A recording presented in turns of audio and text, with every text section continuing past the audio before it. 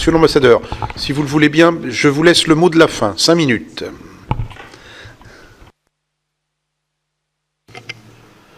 Monsieur le Président, en termes des mots de la fin, je voudrais d'abord dire que nous avons une coopération militaire historique entre la France et la République démocratique du Congo.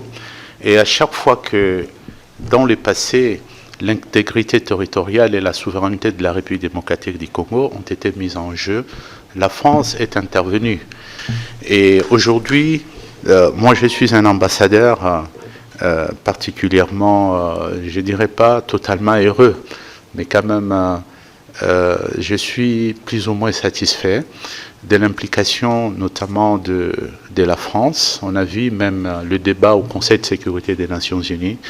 L'ambassadeur de France auprès des Nations Unies a eu une position très tranchée sur la question de la condamnation du Rwanda comme pays agresseur. Mais maintenant, la France dispose de plusieurs leviers sur le plan diplomatique et je suis très heureux que le président de la Commission des affaires étrangères du Sénat congolais l'ait rappelé en long et en large.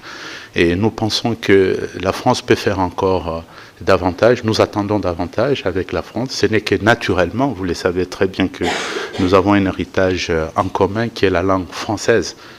C'est que moi-même, je suis intervenant en matière de géopolitique au niveau de l'école de guerre, qui est une fierté de la coopération militaire. Et donc, nous en sommes très, très reconnaissants et nous y travaillons pour que cette coopération puisse s'approfondir. Dernièrement, lors de sa visite officielle, la première visite officielle du président de la République, son Excellence Félix-Antoine Tshisekedi en France, il y a eu une séquence importante à l'école militaire qui a été réservée à des questions de défense. Et nous comptons sur le soutien de votre commission pour que cette coopération puisse aider justement à faire en sorte que la RDC puisse se doter d'une vraie dissuasion qui permettra de stabiliser les pays. Ce n'est pas facile de contrôler, de sécuriser un territoire de 2 345 000 km². Ce n'est pas seulement le nombre de militaires qu'il faut, mais la formation, la qualité. Et ça, nous avons besoin de votre expérience, que ce soit pour l'armée de terre, que ce soit pour les forces aériennes, que ce soit pour la marine, puisque nous avons aussi une façade maritime sur l'Atlantique. Nous avons des grands lacs, le Tanganyika, le lac Kivu, ce sont des lacs pour la très grande partie qui sont dans les territoires de la République démocratique du Congo.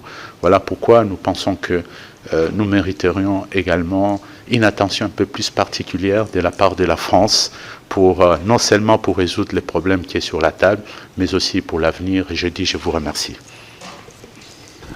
Bien, monsieur l'ambassadeur, merci pour ces propos conclusifs. Merci à vous, mes chers collègues, présidents des deux commissions, chers collègues aussi, sénateurs, sénatrices de la RDC.